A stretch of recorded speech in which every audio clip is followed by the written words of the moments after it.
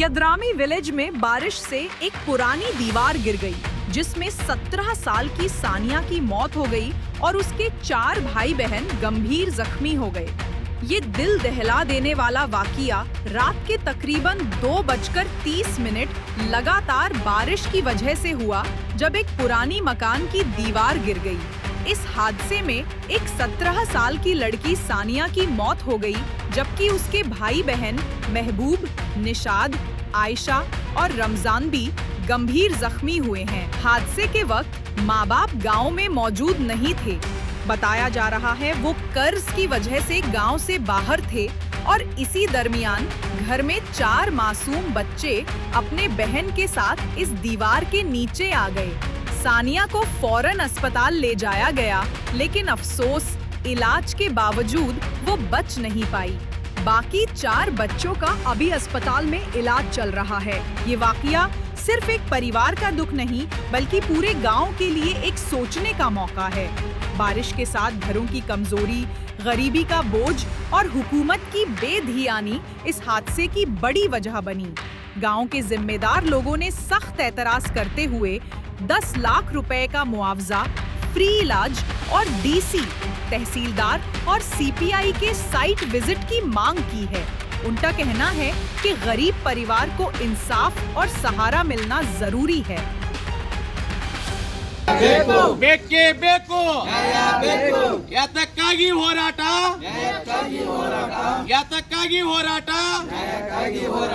ಬೇಕೇ ಬೇಕು ನಿರ್ಲಕ್ಷ್ಯ ತೋರಿದ ಅಧಿಕಾರಿಗಳಿಗೆ ಹೇಳಿದಿಕ್ಕಾರ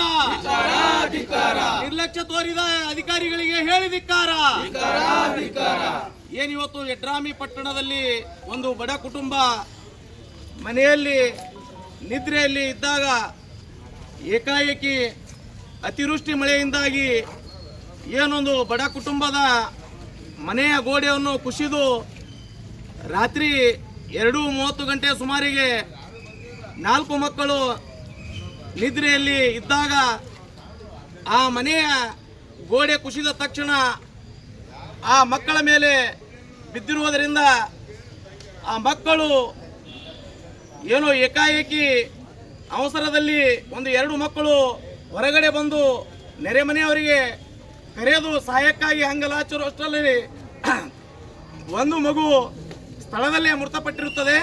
ಇನ್ನೂ 4 ಮಕ್ಕಳಿಗೆ ಗಂಭೀರ ಗಾಯಗಳಾಗಿರ್ತವೆ.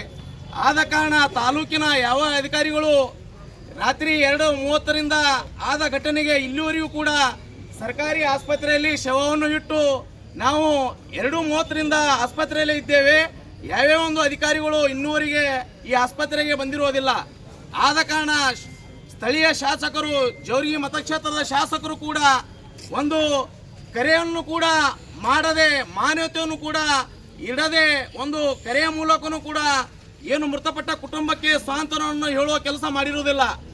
ಆದ್ದರಿಂದ ಜೋರಿಗೆ ಕ್ಷೇತ್ರದ ಶಾಸಕರು ಈ ಒಂದು ನಮ್ಮ ಯಡ್ರಾಮಿ ಪಟ್ಟಣಕ್ಕೆ ಭೇಟಿ ಕೊಟ್ಟು ಮೃತಪಟ್ಟ ಕುಟುಂಬಕ್ಕೆ ಕನಿಷ್ಠ 25 ಲಕ್ಷ ಪರಿಹಾರವನ್ನು ಘೋಷಣೆ ಮಾಡದೇ ಇದ್ದಲ್ಲಿ ನಾವು ಅದೇ ಶವವನ್ನು ಇಟ್ಟುಕೊಂಡು ಇದೇ ಒಂದು ಆಸ್ಪತ್ರೆಯ ಮುಂಭಾಗದಲ್ಲಿ ಹೋರಾಟವನ್ನು ಮಾಡುವುದು ಅನಿವಾರ್ಯ ಆಗುತ್ತದೆ ಬಂಧುಗಳೇ. ಯಾಕಂತಂದ್ರೆ ಒಂದು ಬಡ ಕುಟುಂಬ ಬೀದಿ ವ್ಯಾಪಾರ ಮಾಡಿಕೊಂಡು ಬದುಕುವಂತ ಕುಟುಂಬ. ಯಾಕಂದ್ರೆ ನೋವಾಗುತ್ತದೆ ಬಂಧುಗಳೇ. ಇಷ್ಟು ಜನ ಯಡ್ರಾಮಿಯಲ್ಲಿ ಇದ್ದರೂ ಕೂಡ ಯಾರು ಕೂಡ ಆ ಕುಟುಂಬಕ್ಕೆ ಸಹಾಯಕ್ಕೆ ಬರುತ್ತಿಲ್ಲ ಬಂಧುಗಳೇ. ಯಾಕಂದರೆ ಮಾನವೀಯತೆ ದೃಷ್ಟಿಯಿಂದ ಆದರೂ ಕೂಡ ಆ ಕುಟುಂಬಕ್ಕೆ ಪರಿಹಾರ ಆಗಬೇಕು ಬಂಧುಗಳೇ. ಇಷ್ಟೊಂದು ಗಣ್ಯರು ಊರಿನಲ್ಲಿ ಹೋರಾಟಗಾರರು ಇದ್ರೂ ಕೂಡ ಯಾರು ಒಬ್ಬರು ಕೂಡ ಆ ಬಡ ಕುಟುಂಬಕ್ಕೆ ಸಹಾಯ ಮಾಡಲು ಬರ್ತಾ ಇಲ್ಲ. ಆದ ಕಾರಣ ಜಿಲ್ಲಾಧಿಕಾರಿ ಆಗಿರ್ಬೋದು, ಜಿಲ್ಲೆಯ ಅಧಿಕಾರಿಗಳಾಗಿರ್ಬೋದು, ಶಾಸಕರಾಗಿರ್ಬೋದು, ಅವ್ರು ಯಾರೇ ಇರಲಿ, ಅವರು ಇಲ್ಲಿ ಸ್ಥಳಕ್ಕೆ ಭೇಟಿ ನೀಡಿ ಆ ಕುಟುಂಬಕ್ಕೆ ಪರಿಹಾರ ನೀಡಲೇಬೇಕು. ಯಾಕಂದ್ರೆ ಅದೊಂದು ಬೀದಿ ವ್ಯಾಪಾರ ಮಾಡಿಕೊಂಡು ಬದುಕುವಂತ ಕುಟುಂಬ. ಅದಕ್ಕೋಸ್ಕರ ನಾವು ಮತ್ತೊಮ್ಮೆ ಮನವಿ ಮಾಡ್ಕೊತಾ ಇದ್ದೀವಿ ತಾಲೂಕಾಗ, ನೀವು ಬರಲೇಬೇಕು. ನೀವು ಬರೆದಿದ್ದರೆ ನಾವು ಅಂತ್ಯ ಸಂಸ್ಕಾರ ಮಾಡುವುದಿಲ್ಲ. ಅದೇ ಒಂದು ಶವವನ್ನು ಇಟ್ಟು ಬೀದಿಯಲ್ಲಿಟ್ಟು ಹೋರಾಟ ಮಾಡುವುದು ಅನಿವಾರ್ಯ ಆಗುತ್ತದೆ. ತಕ್ಷಣ ನಿಮಗೆ ಈಗಾಗಲೇ ದಂಡಾಧಿಕಾರಿಗಳಿಗೆ ನಾವು ಫೋನಿನ ಮುಖಾಂತರ ತಿಳಿಸಿದ್ದೇವೆ.